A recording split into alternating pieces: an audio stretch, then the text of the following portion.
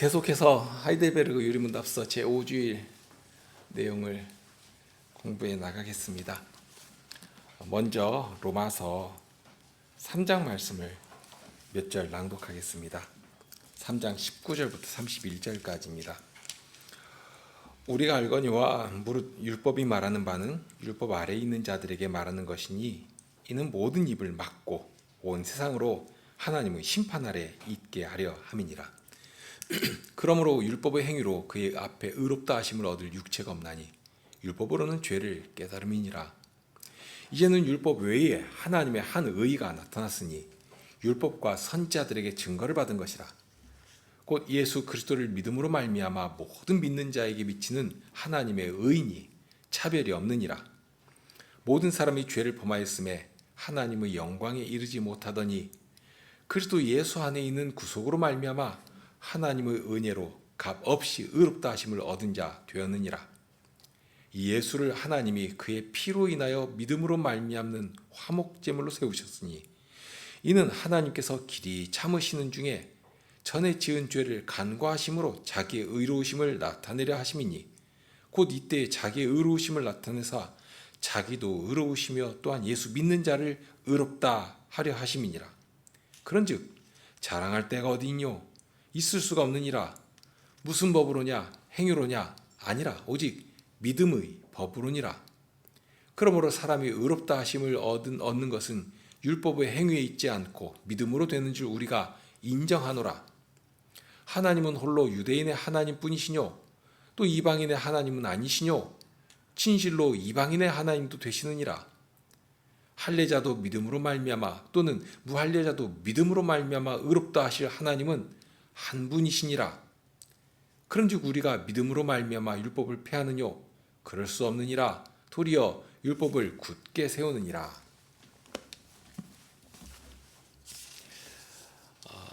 사주일까지 배운 내용을 좀 전체적으로 정리해 보겠습니다. 2주일부터는 먼저 왜 우리에게 위로가 필요한 것인가 하는 것을 정확하게 알려줍니다. 그러니까 정확한 치료를 하기 위해서 정확한 진단을 하는 것인데요. 사실 굉장히 필수적이죠. 제2주일에서 가르치는 내용으로 첫째는 우리는 우리의 죄와 비참함을 어디에서 아는가를 묻습니다. 자칫 사람은 기껏해야 자기 경험이나 또는 주변에 있는 누군가와 이렇게 비교하면서 비참함을 좀 생각하려고 하는 경향이 있습니다. 기껏 또 나간다고 해도 양심이나 사회적인 규범 안에서 죄를 생각하기가 쉽습니다.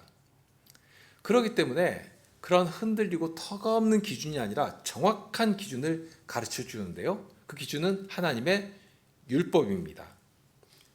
길이를 재기 위해서는 정확한 자가 필요하지 않습니까? 만약 정확한 자로 측정하지 않고 건물을 짓는다고 하면 이건 지을 수가 없게 됩니다. 만일 그것이 병이라고 하면 어떻습니까?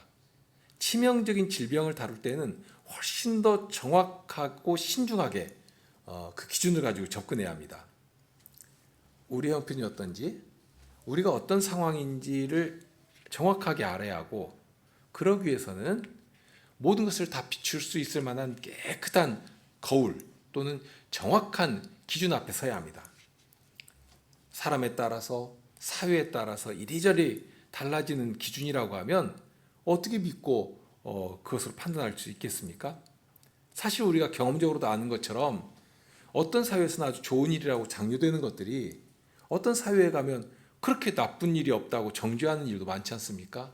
심지어는 우리가 30-40년 전만 해도 아주 덕으로 추앙되던 것이 지금 와가지고는 어떻게 아주 그 악한 일로 되어버리는 그런 것들도 있지 않습니까? 자, 그런 기준 정도를 가지고 판단하면 함께 망한다 하는 것입니다. 그러니까 정확하고 보편적인 기준을 가지고 있어야 하는데 여러 말로 할 수 있지만 우리 요리문답에서는 그것을 예수님의 말씀을 가져와 가지고 아주 쉽게 정리해서 알려줍니다. 자, 첫째로는 하나님을 사랑해야 한다 하는 것입니다.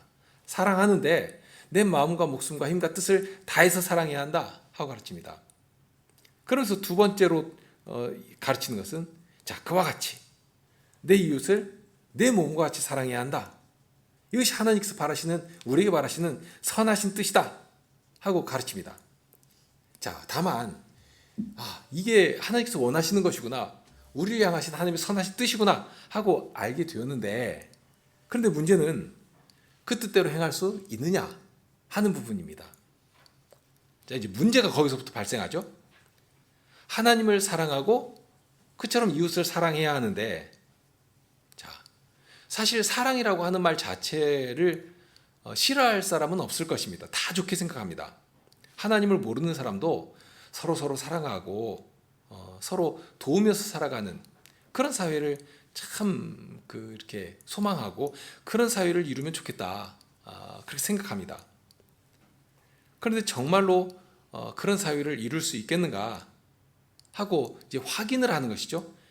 제 5문에 가서 가르치는 내용이 그렇습니다. 자, 이게 하나님의 선하신 뜻인데 정말로 그렇게 사랑할 수 있느냐 하고 묻습니다. 사실 이런저런 말로 대답할 수 있지만 요리문답서는 거기에 대해서 아주 정확하게 우리 현실을 알려주고 있는데요. 우리는 하나님의 이 선하신 뜻을 지킬 능력도 없고, 능력이 없을 뿐만 아니라 오히려 반대다.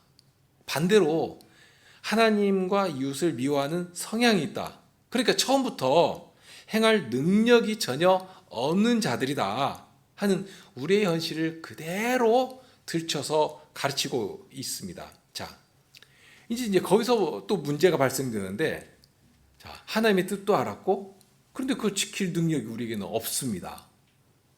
자, 그러면 어떻게 되는가? 이제 큰일 난 것이죠. 하나님의 선하시고 기뻐하시고 온전하신 뜻이 무엇인지를 분별해서 그렇게 살아야 하겠는데, 본성부터가, 생긴 것부터가 고매양으로 생겨가지고 행할 능력도 없다고 하니 그럼 어떻게 되는가? 자, 이 부분에서 보통 사람들이 취하는 방법이 있습니다.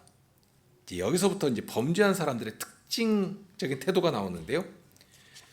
자기 부족이나 자기의 어떤 죄를 발견하면 자기 비참이 어떤 것인지를 알고 겸손히 하나님의 자비하심 앞에 나아가서 저를 용서해 주시고 구원해 주십시오 하고 이렇게 하나님의 자비하심을 구하면 좋은데 자꾸 핑계를 대는 것입니다.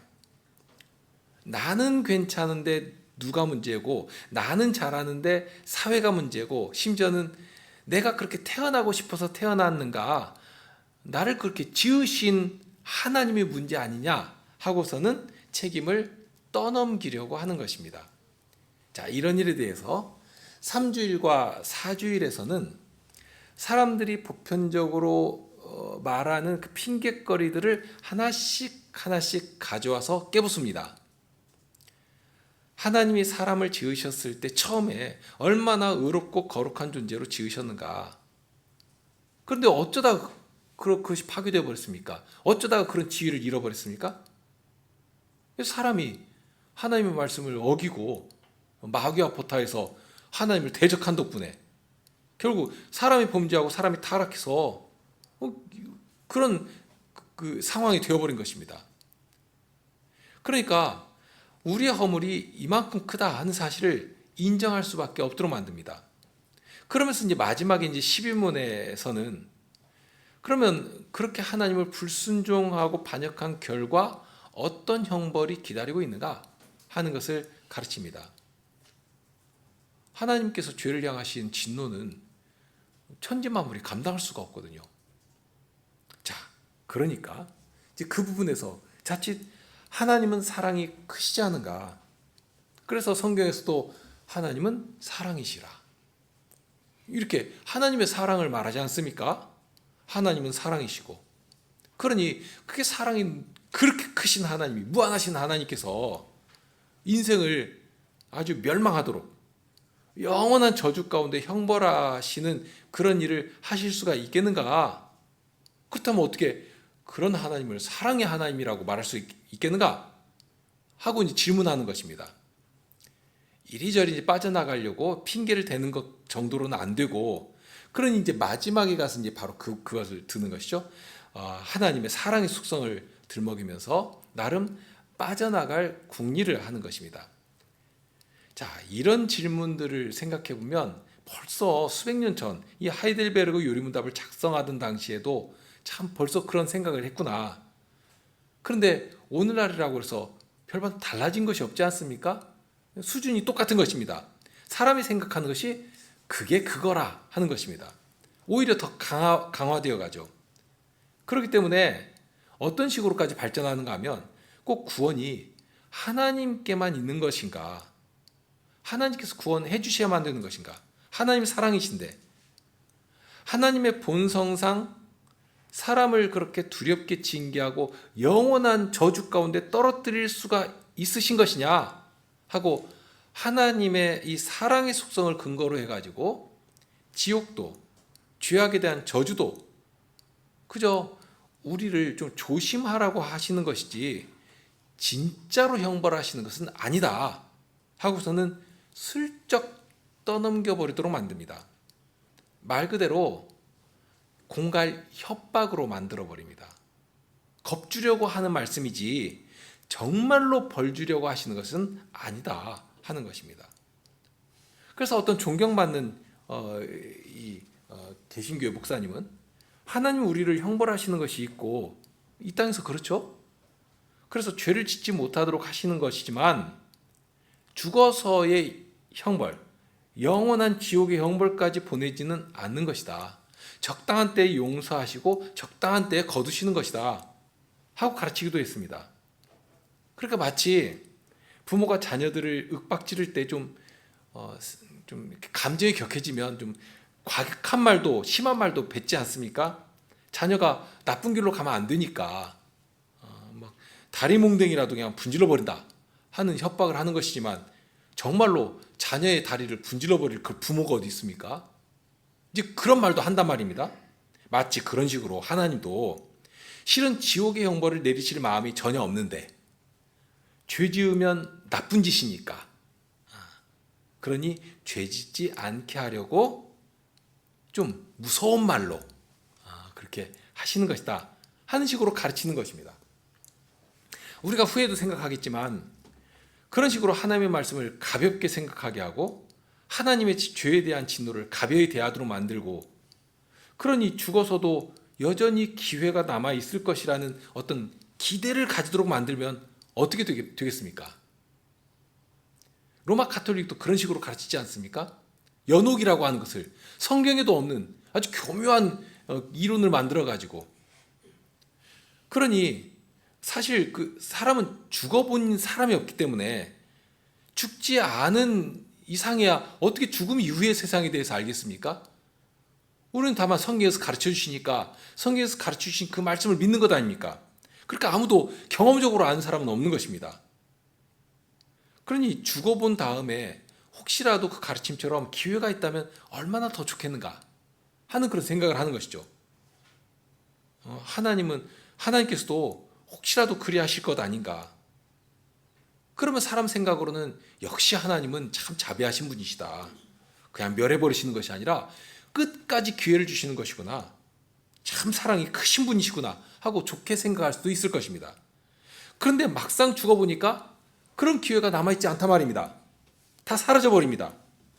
가서 보니까 정말 하나님의 말씀이 틀림이 없고 심판이 기다리고 있고 그렇게 하나님의 진노와 저주 가운데 떨어져 버린다면 어떻게 빼앗긴 기회를 보상받을 수 있을 것입니까? 누가 책임질 것입니까? 죽은 나사로에게 물 한 방울만 찍어서 혀를 좀 서늘하게 해달라고 해도 그것을 거부당했는데 그런 부자처럼 그렇게 비참하게 되어버리는 것입니다. 다시 기회를 얻을 수가 없는데 어떡할 것입니까? 비록 말이 무섭게 들리고 사납게 들리고 어떤 경우에는 공포스럽게 들리지만 그만큼 두려운 일이고 절대적이니까 죽기 전에 기회를 잃기 전에 주님의 진노가 내리기 전에 예수님을 믿도록 이렇게 분명하게 아주 거듭거듭 강조해서 가르치는 것입니다.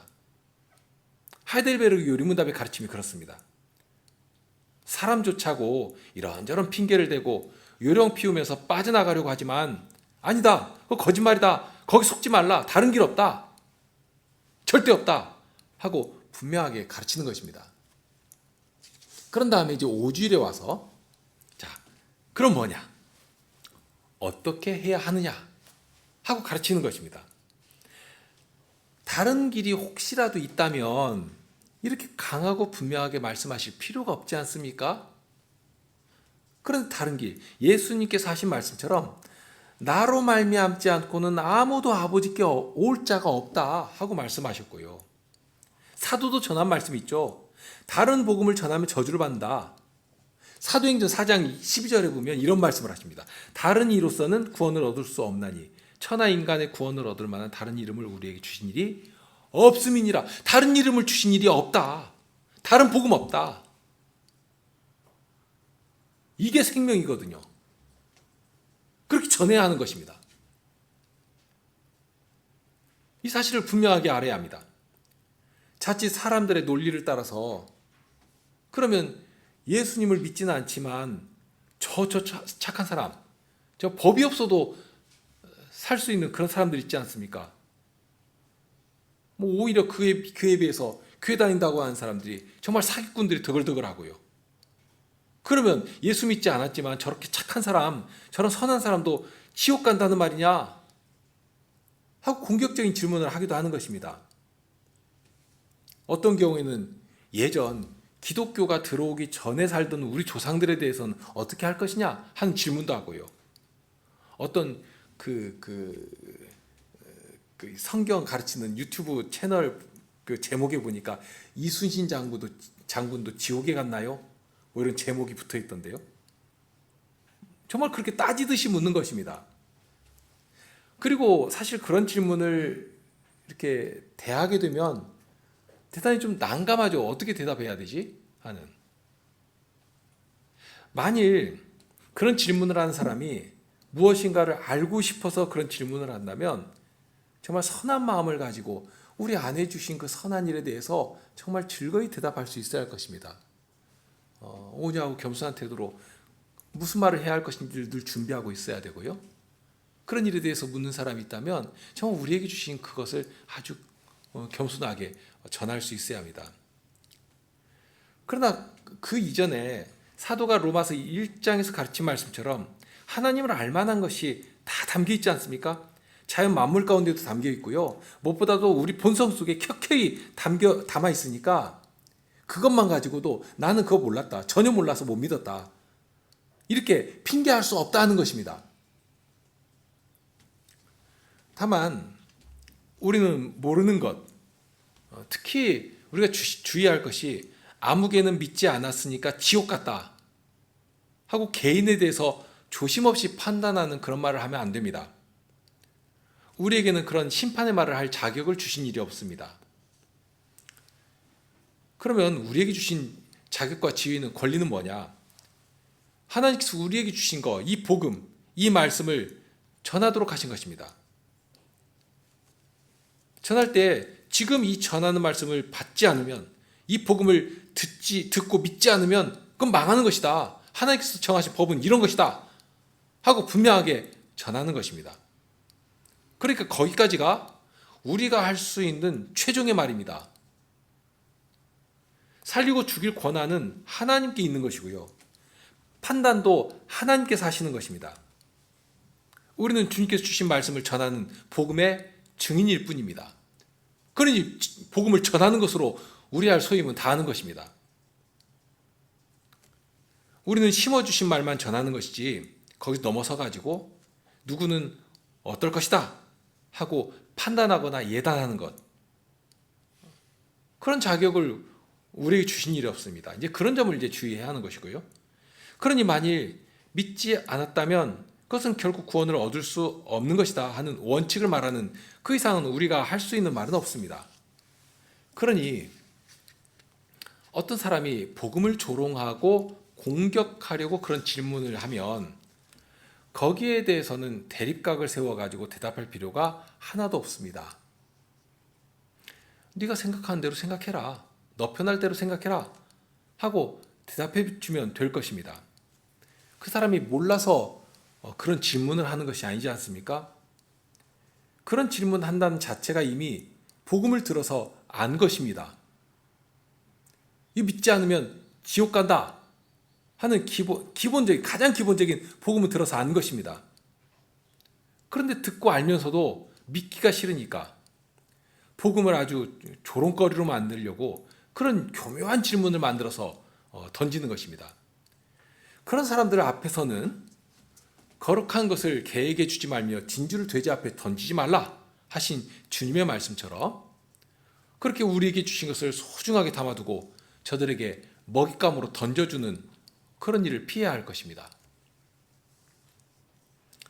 다만 거듭 말씀드리는 것이지만 기회가 있을 때에는 정말 겸손한 태도로 알기 원하는 사람에게 이 귀한 것을 정확하게 전하고 하나님의 두려운 음성을 듣도록 전해서 유일한 이 길을, 생명이 되는 이 길을 발견하고 구원을 얻도록 해야 할 것입니다.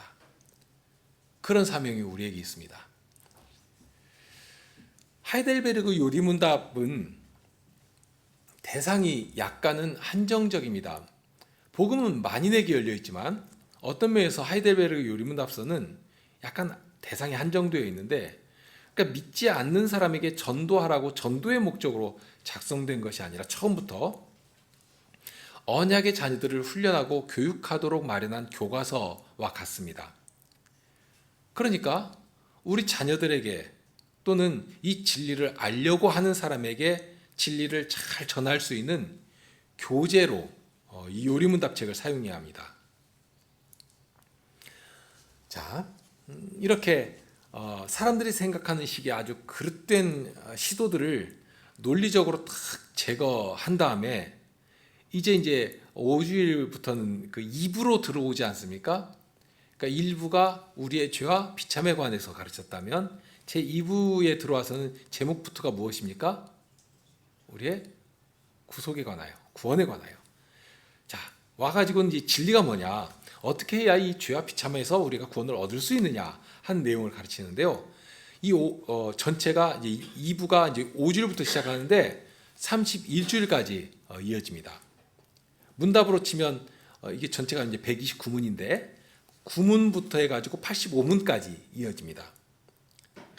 자, 그렇게 2주일부터 4주일까지는 우리 죄와 비참에 대해서 가르쳤고요. 그런 다음에 그런 죄와 비참에서 어떻게 구원을 받을 수 있는가 하는 내용을 5주일부터 가르치는데, 그래서 이제 앞으로 배울 내용은 우리의 구원에 관한 아주 중요한 지식들을 담고 있습니다.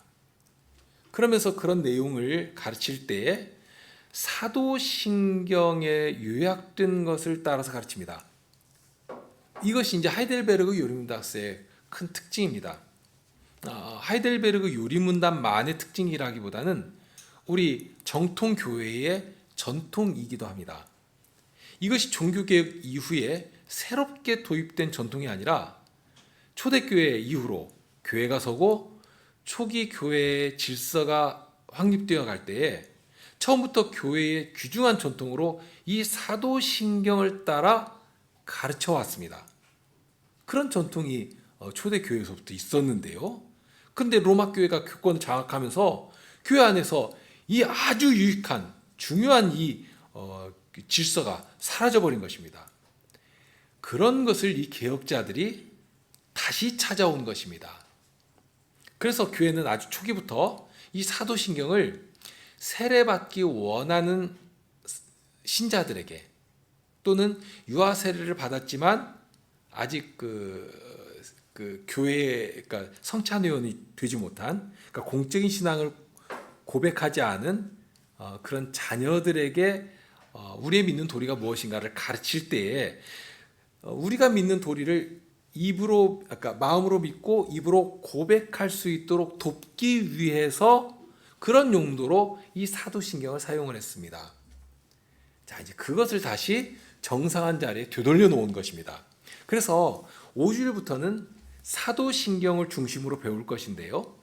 그런데 본격적인 시작은 7주일부터 나옵니다.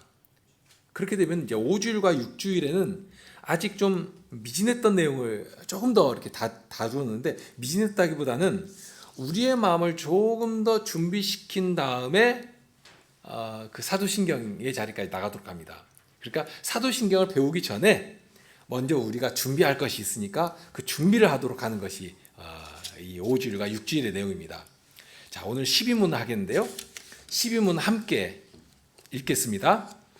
하나님의 의로운 심판에 의해 우리는 이 세상에서 그리고 영원히 형벌을 받아 마땅한데 어떻게 이 형벌을 피하고 다시 하나님의 은혜를 입을 수 있겠습니까? 하나님께서는 자신의 의가 만족되기를 원하십니다. 따라서 우리는 우리 스스로든 아니면 다른 이에 의해서든 죄값을 완전히 치러야 합니다.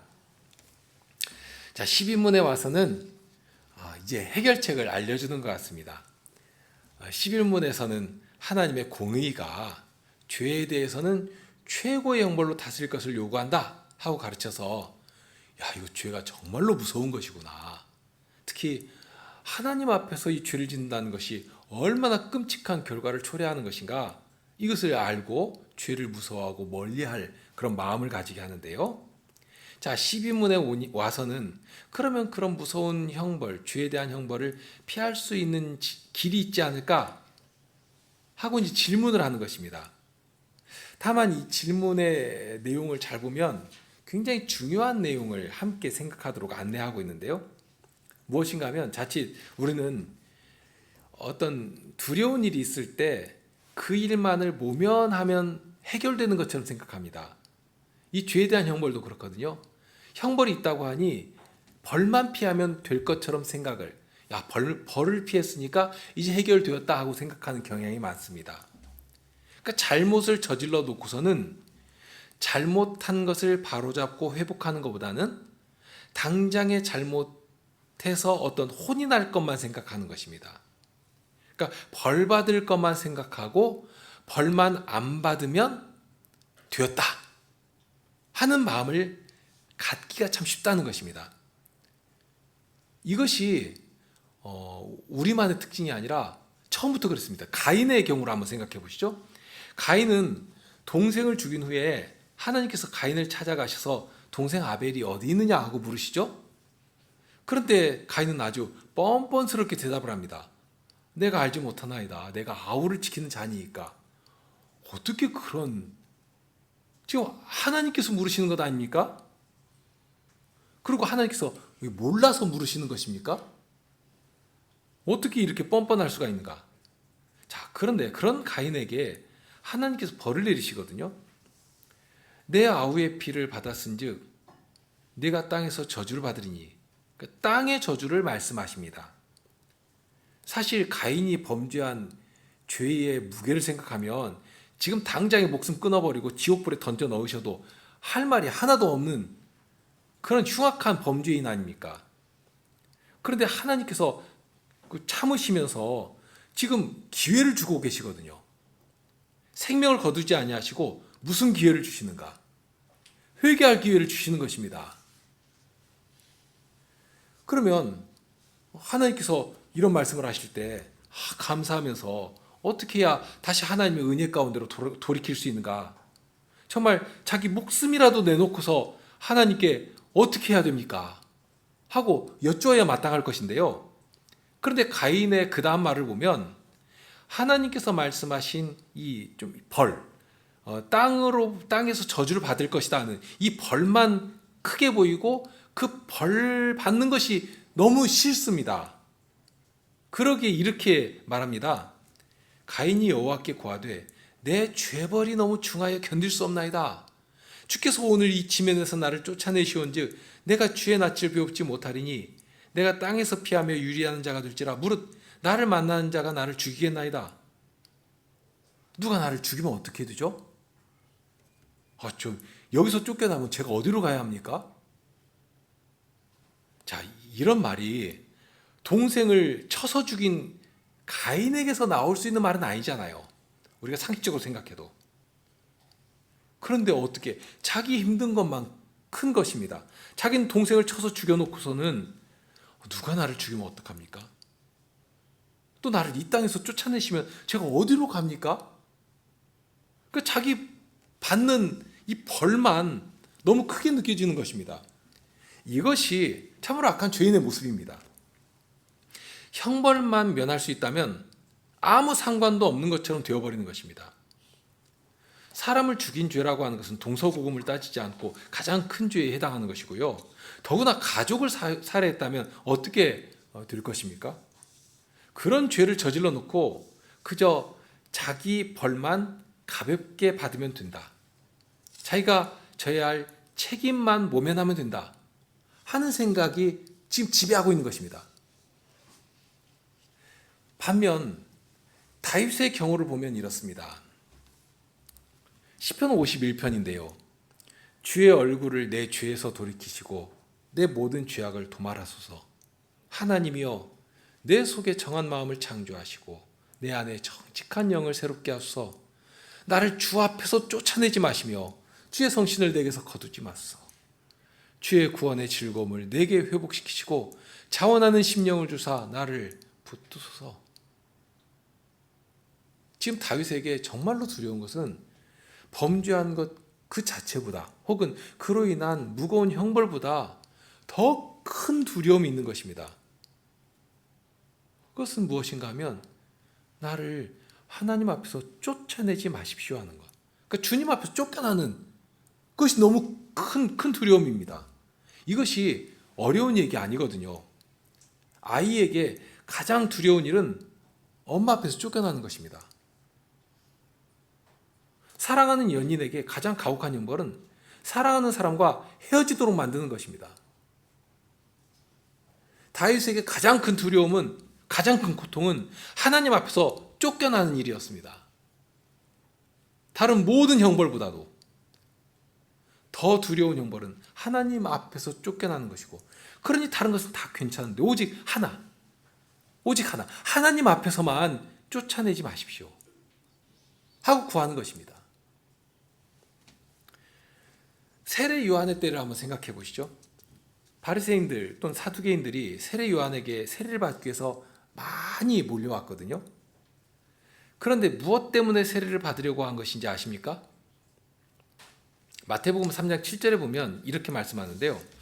요한이 많은 바리새인과 사두개인이 세례 베푸는 데 오는 것을 보고 이르되 독사의 자식들아 누가 너희를 가르쳐 임박한 진노를 피하라 하더냐. 자, 여기 힌트가 있죠? 지금 무엇 때문에 받으러 왔냐면 임박한 진노를 피하기 위해서 세례 받으려고 온 것입니다. 지금 로마의 폭정도 있고 어떤 두려운 일들이 막 일어나고 있단 말입니다. 큰 위협이 감지됩니다. 혹시라도 이것이 하나님의 징계가 아닌가? 그러니 그렇게 임박한 진노를 피할 방책으로 세례를 받으면 하나님으로부터 그 징계를 피할 수 있겠거니 하고서 세례 받기 위해서 온 것입니다. 그런데 세례 요한은 세례가 어떤 것인지를 저들에게 이렇게 알려줍니다. 나는 너희로 회개케 하기 위하여 물로 세례를 주거니와. 그러니까 회개하도록 하기 위해서 물로 세례를 주는 것이다 하고 회개하라고 했습니다. 당장 임박한 진노를 피하는 것보다 더 중요한 것은, 더 시급한 것은 회개하는 것입니다. 베드로 사도는 성식께서 임하신 직후에 담대하게 복음을 전하며 이런 말씀으로 저들을 준비시킵니다. 사도행전 2장 38절에 이렇게 말씀하시죠. 베드로가 가로되 너희가 회개하여 각각 예수 그리스도의 이름으로 세례를 받고 죄 사함을 얻으라. 그리하면 성신을 선물로 받으리니. 회개하라고 전했습니다. 회개하는 것은 주님의 말씀 앞에서 당장에 멈춰서서 모든 것을 내려놓고 주님께로 돌이키는 것입니다. 하나님을 떠나 저주 가운데 들어가던 자들이 그 자리에서 돌이켜서 다시 하나님께로 나오는 것입니다. 다만 그냥 돌아온다고 돌아오면 되는 게 아니지 않습니까? 문제는 범죄한 인생은 스스로가 하나님께로 돌아올 자격도 없고 돌아올 만한 그런 기능, 능력을 완전히 상실해버렸다. 하나도 없다 하는 사실입니다. 돌아와야 하는데 돌아오는 것이 유일한 해결책인데 이게 불가능하게 되어버린 것입니다. 다만 이 12문에서 준비하도록 하는 것이 있습니다. 형벌을 피하는 것 정말 중요합니다. 범죄한 자들에게 임하는 하나님의 진노가 얼마나 불처럼 강하고 급한 것인지 그 사실을 알았다면 그거 피해야지만 정말 살 것 같거든요. 다만 형벌을 피한다는 그런 생각에서 멈춰버린다면 가인이 가졌던 생각 그 정도 수준에서 머무는 것입니다. 자, 하나님께서는 근본적인 해결책으로 우리의 눈을 이끌어줍니다. 이어 나오는 것이 그것인데요. 무엇인가 하면 다시 하나님의 은혜를 받아야 되겠다 하는 것입니다. 하나님의 은혜를 다시 받아야 합니다. 이것이 실은 근본적인 해결책입니다. 그리고 이것이 정말 다윗이 그렇게 원했던 회복의 자리 아니겠습니까? 하나님께 범죄하고 두려운 징계 자리로 떨어졌습니다. 하나님 앞에서 쫓겨난 자가 되었습니다. 그럼 이제 망하는 일밖에 안 남거든요. 그것을 알게 되니까 쫓아내지 마시라고 그것 하나 붙잡고 간절히 하나님께 구한 것인데 바로 동일한 심정을 우리로 준비토록 하는 것입니다. 하나님께서 하나님의 은혜를 입어야지만 사는 것이다. 그러니 다시 하나님의 은혜를 입을 수 있는 자리로 나를 이끌어 주시기를 바라는 그런 간곡한 소망을 여기에서 가르쳐 주는 것이죠. 하나님께서 마련하신 구원은 반쪽짜리로 둘 수 없습니다. 완전한 구원이어야 합니다. 그러니 잠시 죄로 말미암은 형벌, 어떤 진노 또는 무서운 벌 하나 피하면 야 이제 되었다. 야 이거 어떻게 잘 넘겼다. 이렇게 안심하도록 만들지 않는다는 것입니다. 그러니까 아예 근본부터 뿌리부터 완전하게 치료하시고 영혼까지 흔들리지 않은 구원을 우리에게 선물로 주신다는 것입니다. 예수님으로 이루신 구원이 그런 것입니다. 13문에서 15문까지는 이런 온전한 구원을 이루기 위해 반드시 필요한 조건이 무엇인가 하는 것을 가르치는데요. 우리 스스로는 하나님의 진노를 피할 수 없습니다. 아무도 하나님의 의에 이르지 못합니다. 오늘 로마서 3장을 읽었지만 바로 그 말씀이죠. 모든 사람이 죄를 범하였음에 하나님의 영광에 이르지 못하더니. 그런데 거기서 멈추는 것인가? 그렇지 않죠. 그리스도 예수 안에 있는 구속으로 말미암아 하나님의 은혜로 값없이 의롭다 하심을 얻은 자 되었느니라. 이 예수를 하나님이 그의 피로 인하여 믿음으로 말미암은 화목제물로 세우셨으니 이는 하나님께서 길이 참으시는 중에 전에 지은 죄를 간과하심으로 자기의 의로우심을 나타내려 하심이니 곧 이때 자기의 의로우심을 나타내사 자기도 의로우시며 또한 예수 믿는 자를 의롭다 하려 하심이니라. 정말 아무 소망이 없던 자들이었는데 하나님께서 당신의 아들을 통해 우리를 의롭다 하시고 영광에 이르도록 하신 것입니다. 예수 믿는 자를 의롭다 하려 하심이니라. 자, 오늘 여기까지 하겠습니다. 함께 시편 찬송 부르시겠습니다.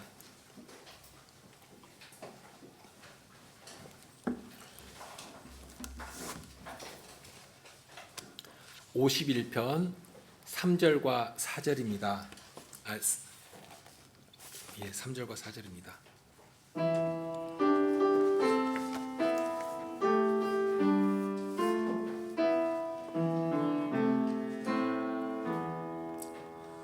마음속 진실 기뻐하시니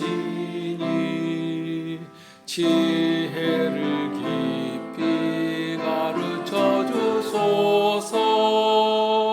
우슬초로서 내 죄 씻어주소.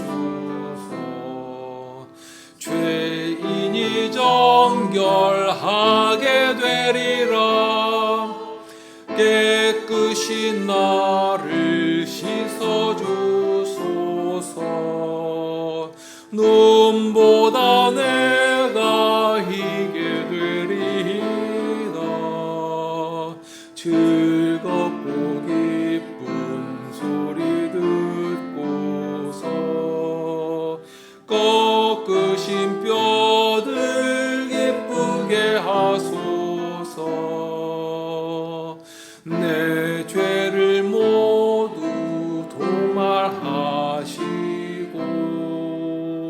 내 죄악에서 얼굴 돌리소서. 정결한 마음 창조해 주시고 견고한 영을 지어주소서. 주님 앞에서 내치지 말고 주님의 성신 거두지 마소서. 구원의 기쁨 돌려주시고 자원의 심령 내려주옵소서.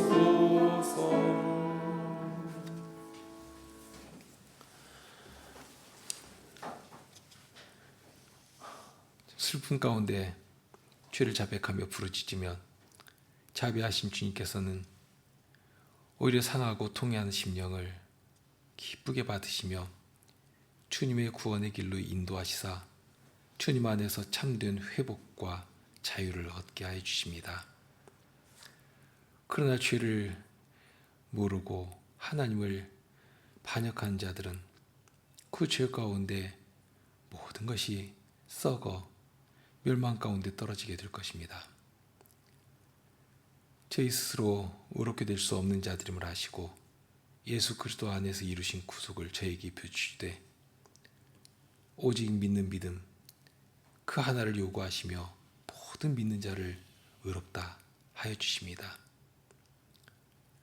저에게 있는 교만한 생각들을 다 버리게 하여 주시고 진정 겸손한 자리에서 주님의 이름을 부르는 자들이 되게 하시고 그렇게 하나님과의 관계가 더욱 온전해지며 예수 그리스도 안에서 하나님께서 바라시는 장성한 자리에까지 자라날 수 있는 주의 백성들이 다 되게 하여 주옵소서. 이제 일주일의 생활이 있습니다. 제 안에 있는 죄의 욕망들과 싸워 나가야 할 것이지만 또한 세상 앞에서도 저희가 세상의 가치와 세상의 흐름 가운데 견디며 싸워 나가야 할 것입니다.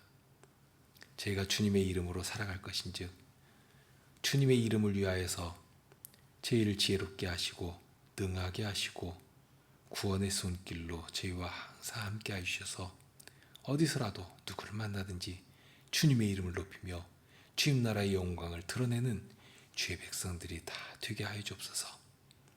우리 주님 예수 그리스도 이름으로 기도드립니다. 아멘.